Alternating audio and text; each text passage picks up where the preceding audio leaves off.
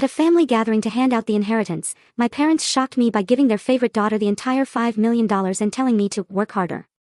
Then Grandpa stood up and stunned everyone by handing me a $55 million check. My mom yelled, "You can't do this to me." What Grandpa did next left her completely speechless.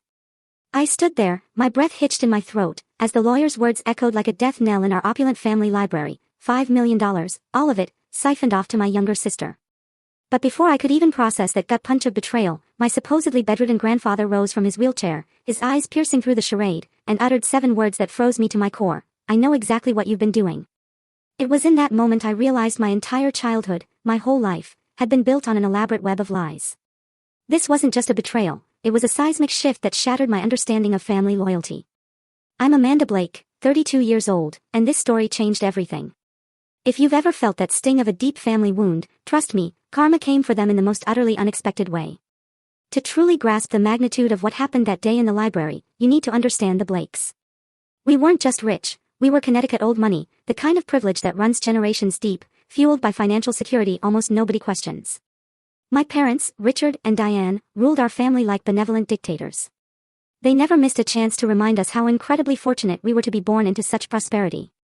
There were 5 of us: my father, Richard, the calculating businessman with his Harvard MBA, my mother, Diane, the picture-perfect socialite who managed our family's public image with military precision, my brother, Ethan, for years my junior and always the designated family rebel, Jillian, the baby at 25, and me, Amanda, the eldest. From the moment Jillian was born, our home's dynamic tilted. I mean, my baby pictures were stuffed in simple albums in the attic, but Jillian? She had professional portraits hanging prominently in the main hallway. Her birthday parties were these extravagant spectacles, petting zoos, professional entertainers, while mine were quiet gatherings with a few school friends. This pattern, this glaring favoritism, just kept going as we grew up. "Jillian has your father's business instinct," my mother would coo, even though Jillian showed zero interest in anything beyond social media and shopping for years. Meanwhile, I was graduating summa cum laude, practically living in business courses, all with the unwavering dream of joining Blake Real Estate Holdings, the company my grandfather, Harold, had built from absolutely nothing. Grandpa Harold, he was my refuge. My parents would begrudgingly attend Ethan's rock band gigs and then beam with genuine enthusiasm at Jillian's ballet recitals. But Grandpa, he was always front row at my debate competitions, my business school presentations. He saw something in me my parents seemed utterly determined to ignore. "You remind me of myself at your age," he once told me, walking the sprawling grounds of Lakeview Manor, our estate overlooking the Connecticut shoreline. "You've got the hunger to build something, not just inherit it." His story was legendary. He started with one rundown apartment building in the 1960s, expanding it into a multi-million-dollar luxury property empire across New England. By the time he handed the reins to my father 15 years ago, Blake Real Estate Holdings was worth over $100 million. I worshipped him.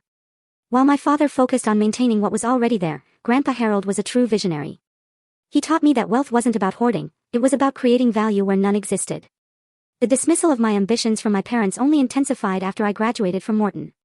Despite all my qualifications, my father stuck me in a minor role, managing a small rental division instead of the development position I'd craved. "Property management will be good experience," he'd say, so patronizingly. "Development requires a certain instinct that can't be taught in school." The irony was sickening.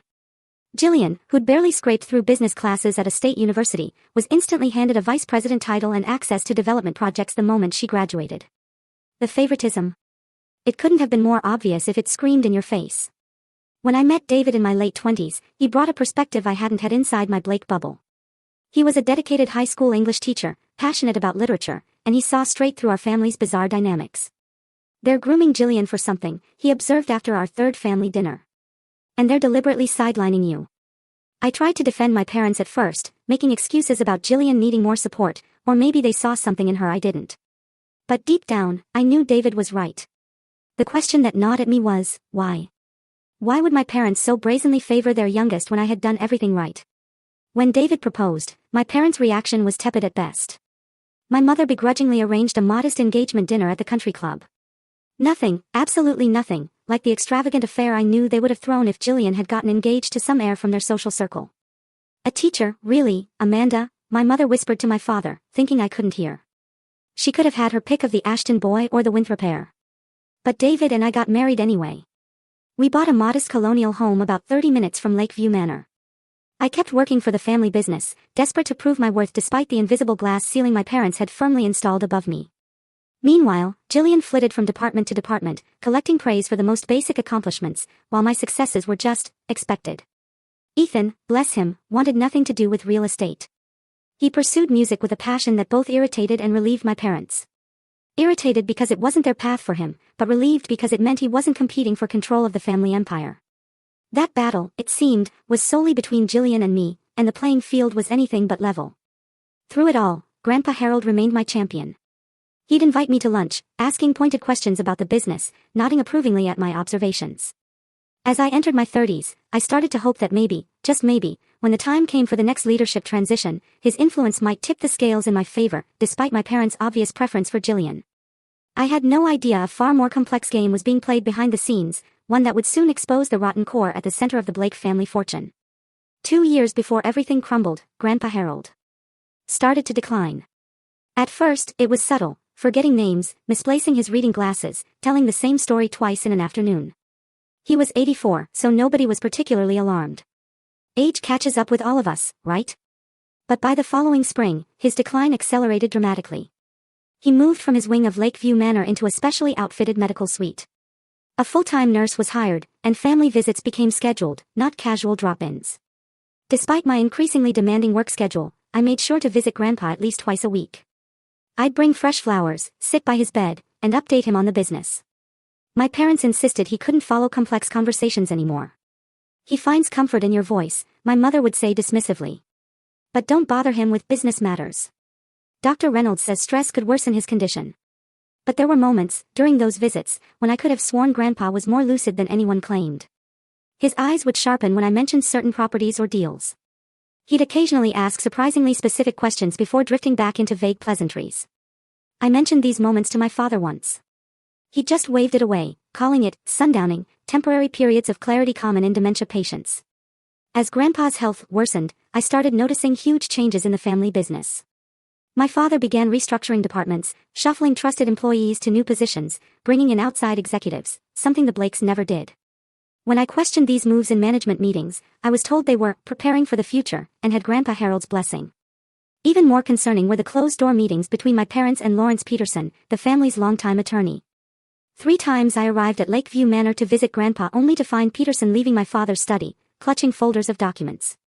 When I asked my mother about it, she vaguely mumbled about estate planning and ensuring a smooth transition. Around this time, Jillian suddenly developed this intense, almost aggressive, interest in the family business. After years of treating her VP title as little more than an excuse for a corner office and a company credit card, she started attending every meeting, taking notes, spending hours with the financial officers. The transformation was jarring. "I've realized how important Grandpa's legacy is," she told me over lunch one day, her voice thick with false sincerity. "Dad's been mentoring me privately. He says I have a natural talent for the big picture stuff." I tried discussing my growing concerns with Ethan during one of his rare visits home from Los Angeles, where he was trying to get his band signed. "Something feels off about all of this," I said, sharing a bottle of wine on my patio. "Dad's making huge company changes without consultation. Jillian's acting like she's in waiting, and they're limiting access to Grandpa Harold." Ethan just shrugged, swirling his wine glass. "You're being paranoid, Mandy. Dad's always been a control freak, and Jillian's just trying to impress them, as usual. As for Grandpa, he's old and sick. It sucks, but it's not some conspiracy." But my suspicions wouldn't go away. They swelled, especially after I accidentally stumbled upon some documents in my father's office. I hadn't meant to snoop, but a folder labeled Succession Planning, Confidential, was sitting wide open on his desk. Inside were draft documents transferring significant assets from Grandpa Harold's personal holdings directly to Jillian, bypassing both Ethan and me entirely.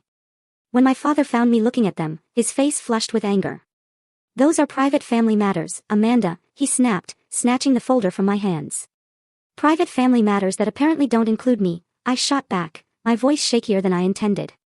"Your grandfather and I have made decisions based on what's best for the company's future," he said coldly. "Not everyone has the right temperament for wealth management." The conversation ended there, but the tension between us stretched taut in the following months. I started documenting everything: changes in company structure, unusual financial movements, the timing of my parents' meetings with Peterson. David thought I was becoming obsessive, but something deep in my gut screamed that what was happening wasn't right. The last Christmas before the big reveal was particularly strange. We gathered at Lakeview Manor, as always, with Grandpa Harold brought downstairs for the traditional gift exchange. He seemed particularly foggy that evening, barely recognizing Ethan, and calling Jillian by my name several times. Yet, when everyone else was busy with dessert, I could have sworn I saw him watching my father with an expression that was anything but confusion. It looked like calculation. As we were leaving that night, Jillian pulled me aside, an unusual display of sisterly affection. "You should really start thinking about your future beyond Blake Holdings," she said, squeezing my arm. "You and David could move anywhere with your business degree. Haven't you ever wanted to try something completely different?" The warning couldn't have been clearer if she'd spelled it out. They were planning to push me out, and they wanted me to go quietly. Little did they know, the reading of Grandpa Harold's actual will would blow apart all their careful plans in ways none of us could have ever imagined. The day of Grandpa Harold's will reading dawned bright and clear, the kind of crisp autumn morning that should have lifted my spirits. David squeezed my hand reassuringly as we drove through the ornate gates of Lakeview Manor. Neither of us spoke the fear aloud, that today would officially mark my exclusion from the family business, and possibly from the family fortune altogether. "Whatever happens," David said as we parked beside my father's Bentley, "we have each other, and we have a good life, regardless of what your parents decide." The grand library of Lakeview Manor had always been my favorite room in the house. 2 stories of leather-bound books, a massive stone fireplace, floor-to-ceiling windows overlooking the lake, it exuded timeless elegance. But today, the room felt suffocating.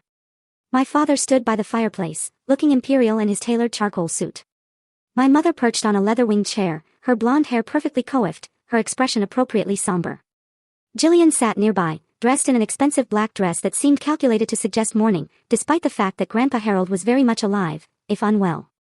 Grandpa himself was there, which surprised me. Wheeled in by his nurse, he sat slumped in a specialized wheelchair, a plaid blanket across his knees despite the warmth of the room.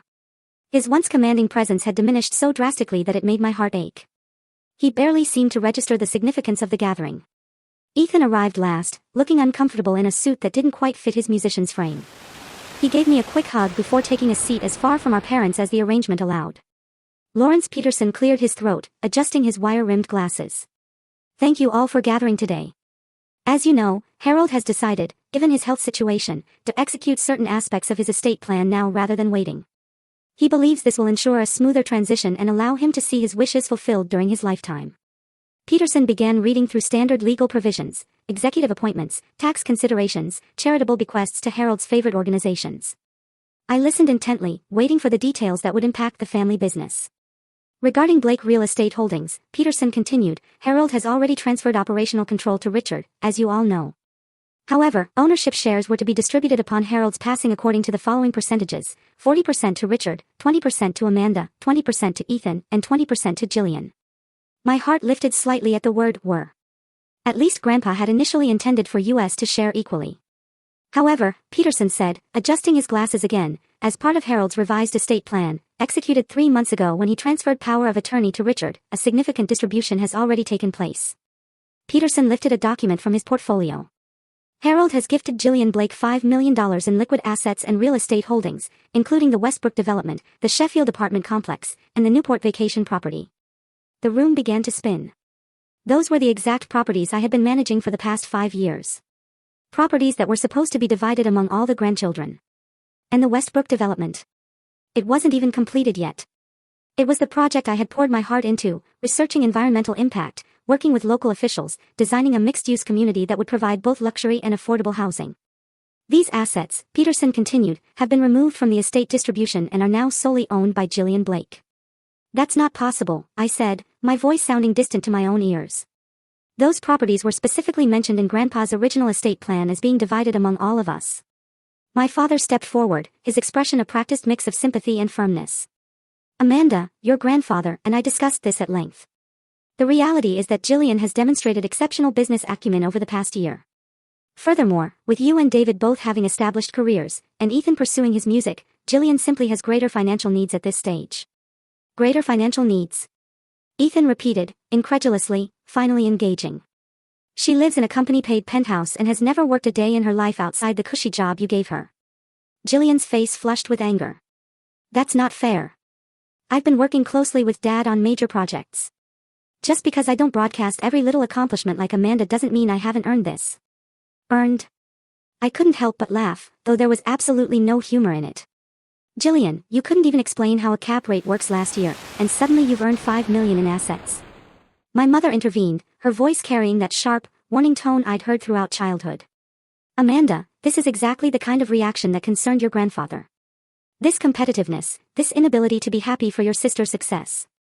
Success. I stood up, blood pounding in my ears. What success? What has she actually accomplished besides being your favorite? Peterson awkwardly shuffled his papers. Perhaps we should take a brief recess too. No. I interrupted, moving toward his desk. I want to see the transfer documents now. After a moment's hesitation and a nod from my father, Peterson handed me the paperwork. There it was, in black and white, my father's signature as power of attorney, authorizing the transfer of assets that had been meant for all of us to Jillian alone.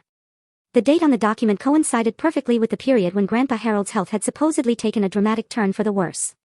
This is wrong, I said quietly, scanning the pages.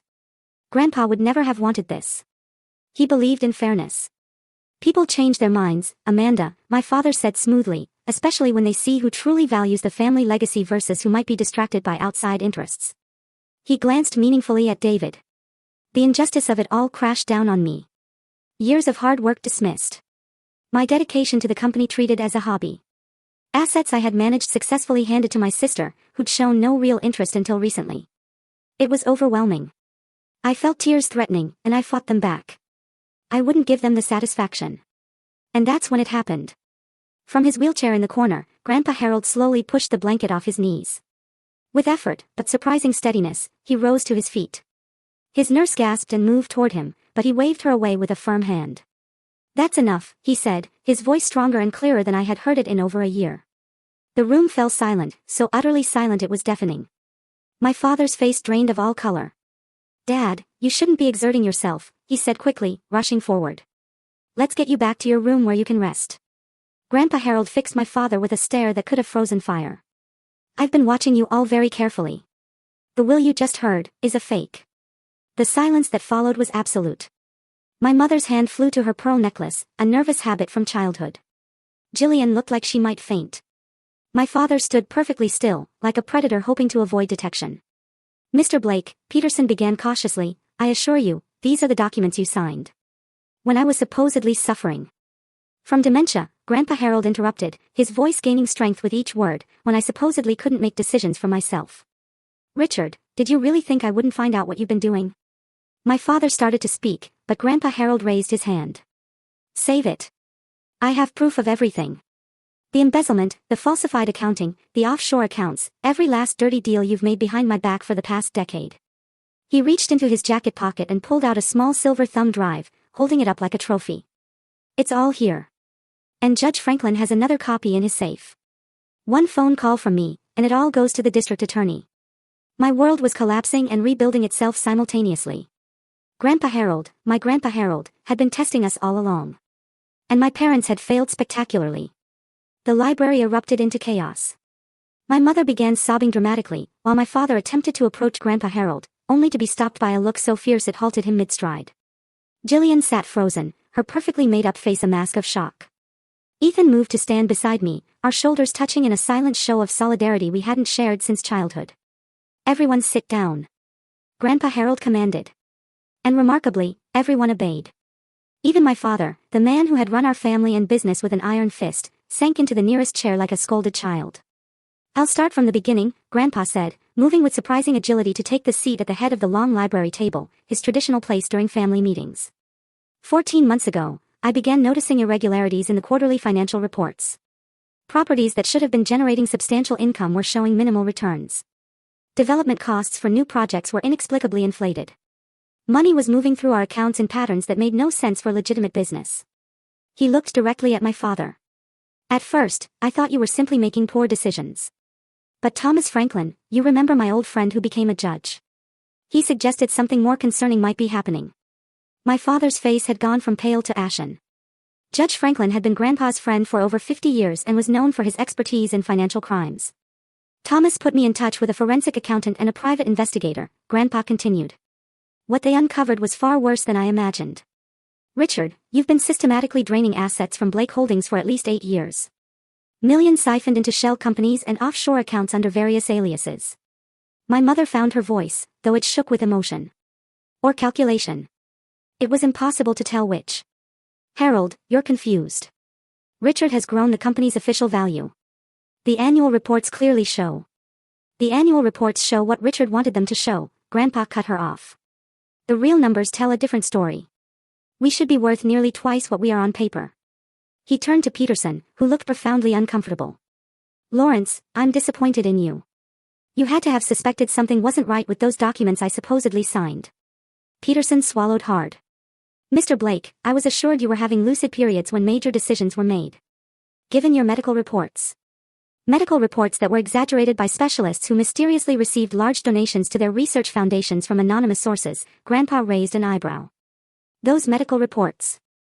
My mind was racing, connecting dots that had been floating disconnected for years, the restricted access to Grandpa, the new doctors, the sudden changes in company structure. You've been pretending all this time? I asked, still struggling to reconcile the sharp, strategic man before me with the foggy, confused grandfather I'd been visiting. Grandpa's expression softened as he looked at me. Not entirely pretending, Amanda. I am 84. I do have some cognitive challenges, but nothing like what they've led everyone to believe. He smiled slightly. I've been careful to appear more impaired when certain people were watching. He turned back to my father. I needed to know how far you would go. Would you stop at cooking the books, or would you try to manipulate my final wishes, too? So, I created the perfect test. I pretended to decline more rapidly. I allowed you to think you had control. My father finally spoke, his businessman's composure partially restored. Dad, this is ridiculous. I've made some aggressive tax maneuvers, certainly, but nothing illegal. As for the will, you and I discussed the changes. You agreed. Jillian showed promise. Richard, stop. Grandpa's voice was quiet, but it cut like a knife. The game is over. My investigator has documented transfers totaling $27 million to accounts that ultimately trace back to you and Diane. Not to the company. Not to family trusts. To your personal control. He nodded to his nurse, who left the room briefly and returned with a distinguished older man I didn't recognize. This is Michael Donovan, former FBI financial crimes specialist. He's been building the case for nearly a year. Donovan nodded professionally. We have transaction records, communication logs, and testimony from 3 former employees who were pressured to falsify documents. The evidence is conclusive. The room temperature seemed to drop 10 degrees. This wasn't just family drama anymore. This was potentially criminal. Jillian suddenly burst into tears. Not the calculated, delicate tears she typically deployed when things weren't going her way, but ugly, gasping sobs. I didn't know, she cried, mascara streaming down her face. I mean, I knew something wasn't right with some of the paperwork Dad had me sign, but he said it was just tax optimization. Grandpa Harold regarded her coolly. You knew enough, Jillian. Those tax forms you signed authorized the transfer of assets out of the country. Your signature is on documents creating shell companies in the Caymans.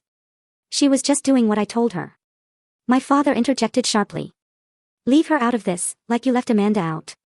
Grandpa countered. The only person who actually showed genuine business acumen and ethical judgment. The one you deliberately sidelined because she might have noticed what you were doing.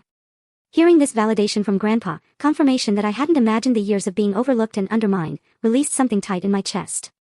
David reached for my hand under the table. The will you heard today is completely fabricated, Grandpa continued. My actual estate plan is quite different, and it remains unchanged from what I decided 5 years ago. He nodded to Donovan, who produced another folder of documents. Blake Holdings will be placed in a family trust, Grandpa explained.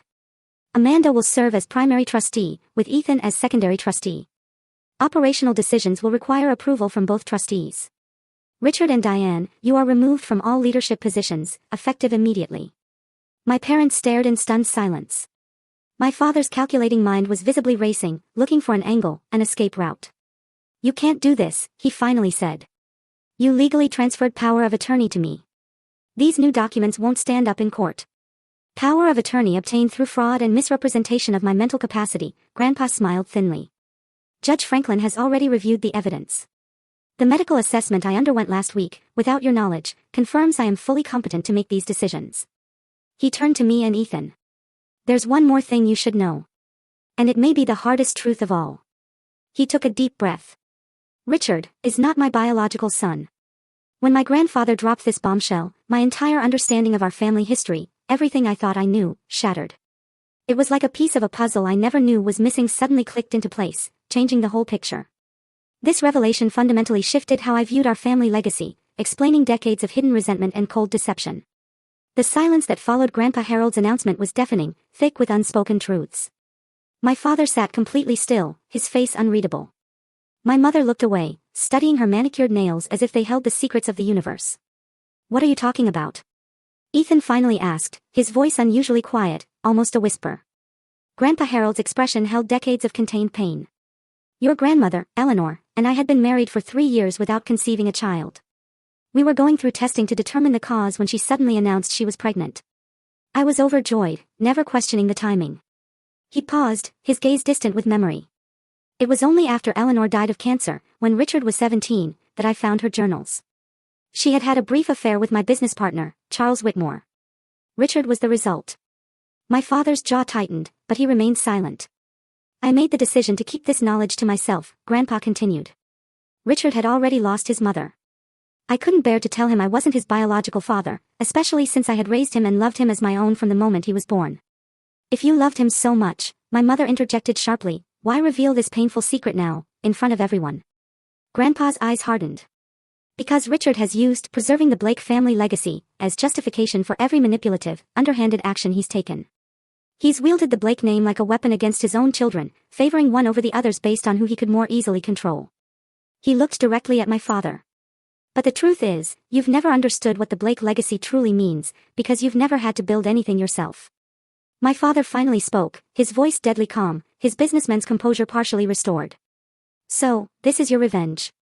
Announcing that I'm a bastard and cutting me out of the company I've run for 15 years. This isn't revenge, Richard. It's accountability," Grandpa replied. "And I'm not cutting you out entirely. You and Diane will retain 15% ownership in the trust, providing income, but no management authority. The company will be led by Amanda and Ethan, with my guidance for as long as I'm able to provide it." "And Jillian?" my mother asked pointedly. "Jillian will retain 10% ownership and her current role for a probationary period. Her future in the company will depend on her choices moving forward." Jillian wiped her tears, looking uncertainly between our parents and Grandpa Harold. "This is preposterous," my father declared, standing abruptly. "I'll contest this in court. I'll expose your mental decline." "Please do," Grandpa interrupted calmly. "And I'll ensure the district attorney receives the complete file on your financial crimes. How do you think the Westbrook investors will react when they learn their money was partially diverted to your personal accounts in Grand Cayman?" The threat hung in the air, its implications unmistakable. My father, for perhaps the first time in his adult life, had no countermove. "We're going home to discuss our options," my mother announced, gathering her purse with trembling hands. "Jillian, come with us." Jillian hesitated, looking between our parents and Grandpa Harold. "Jillian," my mother repeated sharply. After a moment's hesitation, Jillian followed our parents from the room. The heavy library door closed behind them with a definitive sound, like the period at the end of a very complicated sentence. The dinner that evening was quite possibly the most excruciating experience of my life. Grandpa Harold had insisted we all stay at Lakeview Manor to begin the transition process, as he called it. My parents and Jillian arrived last to the dining room, having apparently spent the afternoon in intense private discussion. The massive oak table, which could seat 24 comfortably, now felt both too large for our small, fractured group and too confining to contain the tension radiating between us. We ate in near silence. The only sounds were the clink of silverware against fine china and the occasional whispered direction to pass the salt or wine. Ethan kept shooting me questioning glances across the table, clearly as uncomfortable as I was. After the main course had been cleared, Grandpa Harold spoke. "Tomorrow morning, we'll meet with the board to announce the leadership changes. Amanda, I'd like you to prepare a brief statement about your vision for the company moving forward." My father's knife clattered against his dessert plate. "This is still precipitous, Dad. The board has worked with me for years. They won't simply accept Amanda stepping in without question. They will when they understand the alternative is a public scandal and potential criminal charges," Grandpa replied evenly. "Most of them have their own investments tied up in Blake Holdings. They'll choose stability and discretion." Later that evening, Ethan found me in the garden gazebo, where I'd retreated to call David and try to process the day's unbelievable revelations. He sat beside me on the cushioned bench, looking up at the stars visible through the gazebo's glass ceiling. "So," he said after a moment, "apparently, we're business partners now." Despite everything, I actually laughed. "Apparently. I know nothing about real estate development," he admitted. You know more than you think, I told him. And you have good instincts about people, which is half the battle. I turned to look at him. Are you okay with all of this? You've always been so clear about wanting your own path. Ethan was quiet for a moment. I think. I'm actually relieved. Music will always be my passion. But I've been struggling in LA, too many talented people, not enough opportunities. He shrugged. Maybe this is the universe telling me it's time for a different approach. I can still make music while helping with the family business. Co-trustees, huh? Grandpa was smart to structure it that way. Neither of us can make major decisions alone. Checks and balances, I agreed. Something our parents never allowed. The following morning, Grandpa Harold invited me to his private study, a room I hadn't been permitted to enter for months. Unlike the imposing library, this space was intimate and personal, with worn leather chairs and walls lined with family photographs rather than leather-bound legal tomes. He unlocked an antique cabinet and removed a weathered photo album I'd never seen before. As we sat together on his small sofa, he began showing me images from the early days of Blake Holdings, construction sites, ribbon-cutting ceremonies, handshake deals captured in fading color. Your grandmother Eleanor was my heart, he said softly, pointing to a beautiful woman with a warm smile standing beside him in front of their first major development. When I discovered her affair after her death, it nearly destroyed me. Not just the betrayal, but the fact that she'd taken the truth to her grave. Is that why you and Dad always seemed strained? Even before the financial issues? I asked. Grandpa nodded slowly. I tried not to let it affect how I treated him, but perhaps some part of me was always looking for Eleanor's betrayal in Richard's face. And Richard, he always sensed something was missing between us, though he never knew why. He turned the page to reveal photos of my father as a young man, graduating from college, joining the family business. I should have told him the truth when he was old enough to understand. Secrets like this poison families across generations. Like the secret that my parents have been embezzling from the company. I asked, unable to keep the bitterness from my voice. Yes, Grandpa acknowledged. Though I suspect that particular crime has a simpler motivation. Your father has expensive tastes, and your mother's family lost their money 2 generations ago. Her social status has always depended entirely on the Blake fortune. He closed the album gently. But there's something else you need to understand, Amanda. Richard isn't biologically a Blake, but he is my son in every way that matters. I raised him, taught him, loved him. His actions are his own responsibility. But the distance between us, that's partially my failure. The complexity of family relationships had never felt more profound. Grandpa Harold had kept a devastating secret for decades out of love. Yet that very secret had created an emotional gulf that perhaps drove my father to his own deceptions. What happens now? I asked quietly. Now we rebuild, Grandpa replied. The company, yes, but more importantly, the family. Or at least the parts that can be salvaged. Before I could respond, there was a sharp knock at the study door. Ethan entered, his expression troubled. You need to come downstairs, he said urgently. Dad's gone through Grandpa's office. He's destroying documents. The weeks following what our family would forever call the revelation were some of the most challenging of my life. My parents declared all-out war, both legal and emotional. They moved out of Lakeview Manor the day after my father was caught shredding documents, taking up residence in their Manhattan penthouse and hiring Stanley Rothman, one of the most aggressive attorneys in New York. Grandpa Harold temporarily moved in with David and me. Our modest colonial suddenly felt both too small for his larger-than-life presence, and strangely, more like home with him there, drinking coffee at our kitchen table and sharing stories of his early days in real estate. The first salvo in my parents' legal offensive was a petition challenging Grandpa's mental competence. Despite the independent medical assessment confirming his capacity, they submitted affidavits from the specialists they had previously engaged, all suggesting that Grandpa Harold suffered from significant cognitive decline with only occasional periods of lucidity. Judge Franklin, true to his friendship with Grandpa, ensured the case was assigned to Judge Rebecca Martinez, known for her no-nonsense approach to family disputes.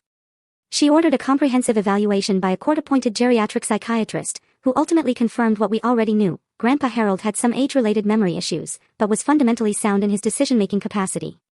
With the competency challenge defeated, my parents shifted tactics. Rothman filed for an emergency injunction to prevent any changes to the company leadership structure, claiming that my father had been operating under a valid power of attorney and that the sudden reorganization would cause irreparable harm to the business interests of Blake Holdings. Meanwhile, Jillian launched what could only be described as a social media smear campaign. Carefully worded posts about elder abuse and manipulative relatives taking advantage of my beloved grandfather began appearing on her Instagram and Facebook accounts, though she never named me directly. The implications, however, were clear to anyone who knew our family. Can you believe this? I asked David one evening, showing him Jillian's latest post, a throwback photo of her and Grandpa with the caption, "Some people will do anything for money and power, even turning family members against each other. Heartbroken but staying strong for you, Grandpa." David set aside the essays he was grading and read the post, his expression darkening. "She's playing the victim while your parents were the ones stealing millions. The irony is almost impressive. The toll on our marriage was subtle but real. David had always been my rock, but the constant stress of legal proceedings, emergency business meetings, and family drama was testing both our patience. Late nights poring over company financial records meant less time together. The emotional weight I carried home each day created a heaviness that was difficult to escape, even in our most intimate moments. "I'm sorry," I whispered one night after snapping at him over something trivial, a forgotten grocery item, I think. "I don't mean to bring all this home with me." "Hey," he said, pulling me into his arms. "For better or worse, remember. This is the worst part. We'll get through it." Ethan surprised everyone with how quickly he adapted to his new role in the company. While I focused on operations and development, he took over investor relations and marketing, areas where his natural charisma and creativity proved unexpectedly valuable. He moved back from Los Angeles, taking an apartment near the office and throwing himself into learning the business with an enthusiasm I'd never seen him direct toward anything except music. "It turns out I'm pretty good at this corporate stuff," he told me over lunch in the company cafeteria about a month after the revelation. Who knew? Explaining complex real estate investments to nervous investors wasn't that different from convincing club owners to book an unknown band. His support became even more crucial when the court hearings began in earnest. The preliminary injunction had been denied, but my parents' attorney had filed a more substantial lawsuit challenging the new trust arrangement on multiple grounds. Each hearing meant more family secrets exposed in the sterile environment of the courthouse, with court reporters dispassionately transcribing every painful detail. The wider community's reaction to the unfolding Blake family drama was mixed. Some longtime business associates distanced themselves, uncomfortable with the allegations of financial impropriety. Others, particularly those who had experienced my father's cutthroat business tactics firsthand, seemed almost vindicated by his downfall. Extended family members chose sides, with most of my mother's relatives predictably supporting my parents, while Grandpa Harold's few surviving relatives rallied behind him. Holiday gatherings, once obligatory if not particularly warm, were now completely fractured, with competing invitations and pointed absences. Through it all, Grandpa Harold maintained a dignity that was nothing short of remarkable. Despite the public airing of his wife's infidelity, his son's betrayal, and his own decision to conceal the truth for decades, he never showed embarrassment or resentment. He testified when required, answered questions honestly, and refused to engage in the kind of emotional mudslinging my parents had embraced. "The truth doesn't need embellishment or defensive anger," he told me one evening, as we reviewed case documents at my dining room table. "It simply needs to be stated clearly and consistently." About 6 weeks into the legal proceedings, I was working late at the office when I received a text from an unknown number. It was a photo of a diary page in my mother's distinctive handwriting, dated nearly 30 years earlier. It read, "Harold cornered me today about the Westlake project numbers. He suspects something is off, but doesn't yet realize how deep it goes or how long Richard has been adjusting the books. I convinced him it was an accounting error. He trusts me still, though less than before. Richard says we need to accelerate the plan. I am afraid of what that means." The text message following the photo simply read, "There's more where this came from. Meet me at Riverside Park, bench near the 79th Street Boat Basin. Tomorrow, 2 p.m. Come alone." I stared at my phone, my heart racing. This was evidence that the financial manipulation had been going on far longer than even Grandpa suspected, but it could also be a trap of some kind. After consulting with our attorneys and Grandpa Harold, I agreed to the meeting, but with precautions in place. Ethan would be nearby, watching from a distance, and our private investigator would be positioned with a clear view of the area.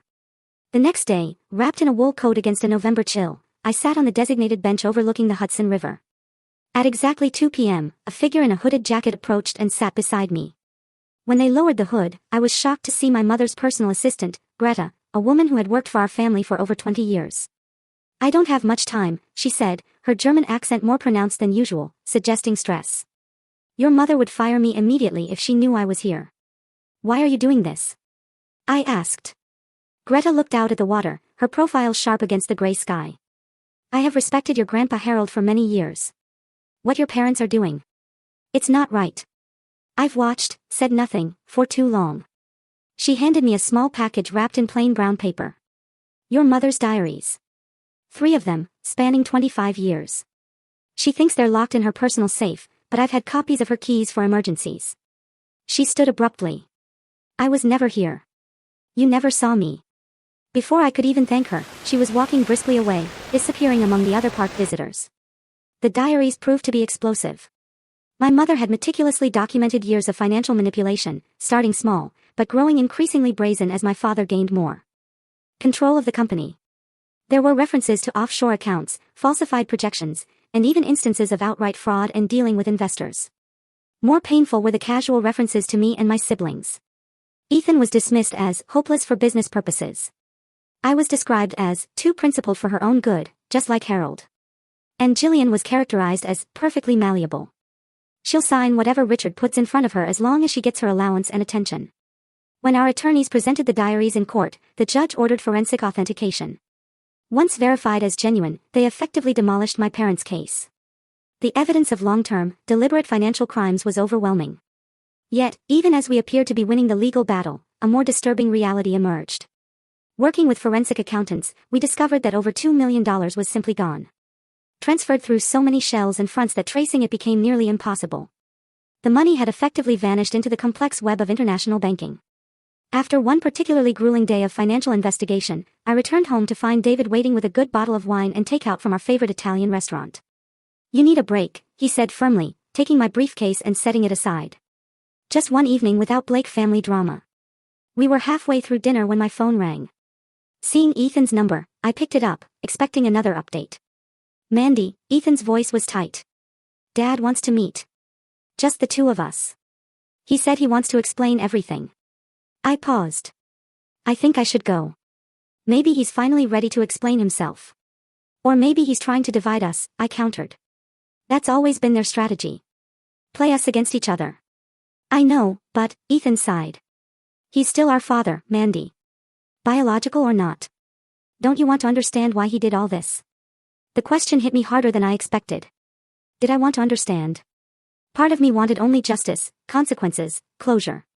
But another part, the daughter who had once adored her father despite his flaws, desperately wanted explanations that might make sense of the betrayal.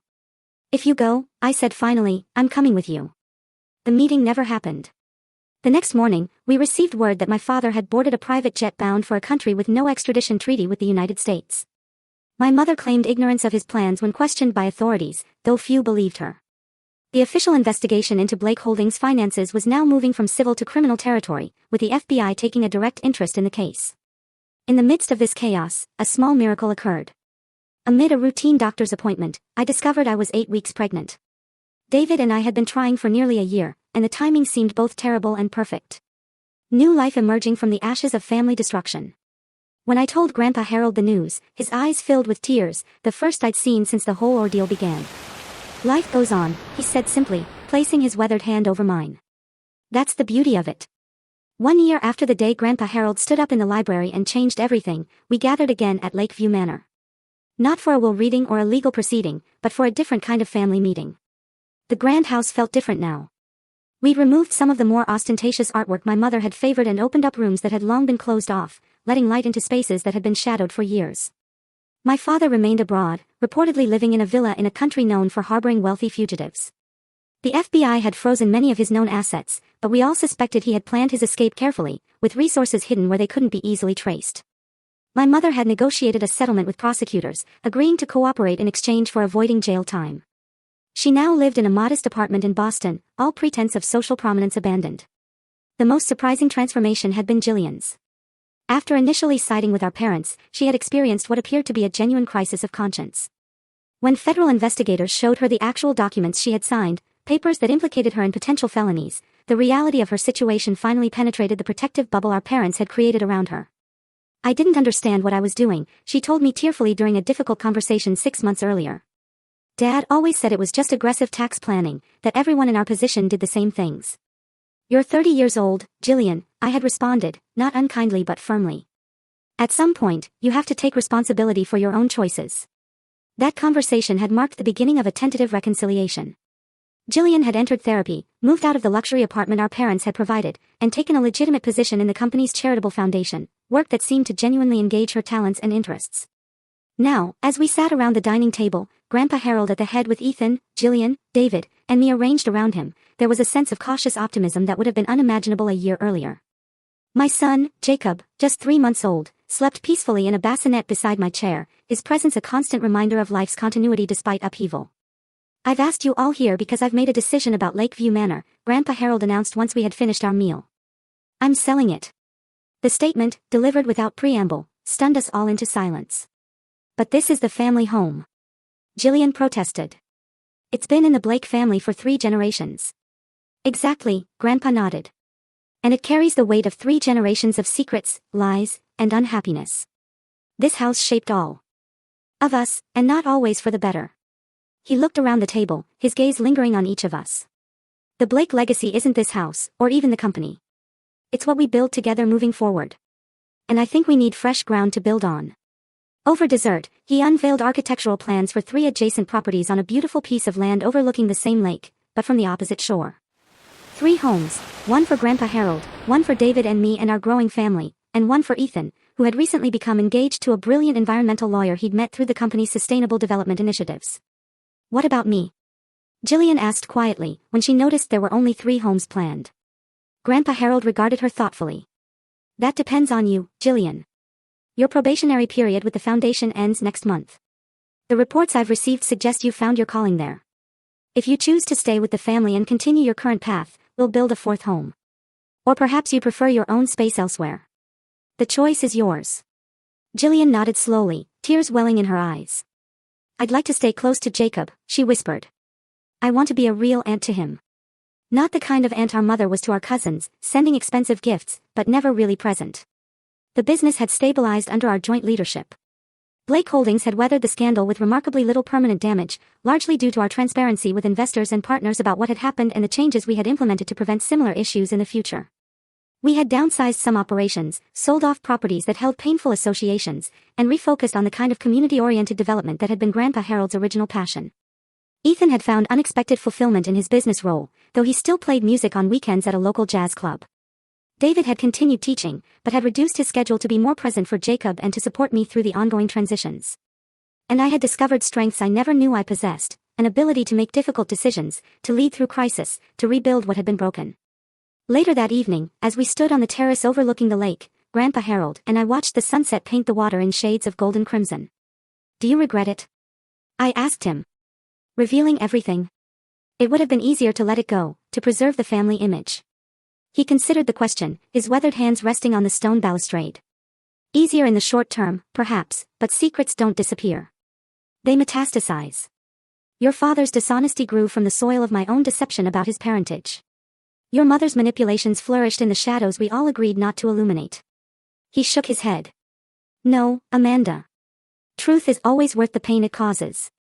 He glanced back at the house, where David was showing Ethan how to properly hold Jacob. "Besides, look what has emerged from the wreckage. Something authentic. Something with a foundation built on honesty rather than appearances." The following spring, we broke ground on the new properties. The ceremony was simple, just the 5 of us and Jacob, now crawling and babbling excitedly.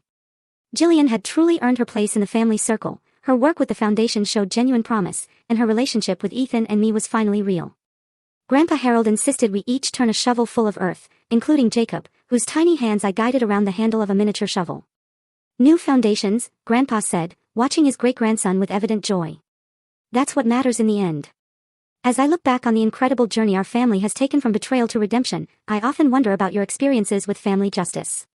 Has karma ever delivered a perfect moment of truth in your own family? Whether it was a dramatic confrontation like ours or a quiet realization, I'd love to hear your stories. Family may be complicated, but as my grandfather taught me, truth is always worth fighting for, even when it hurts.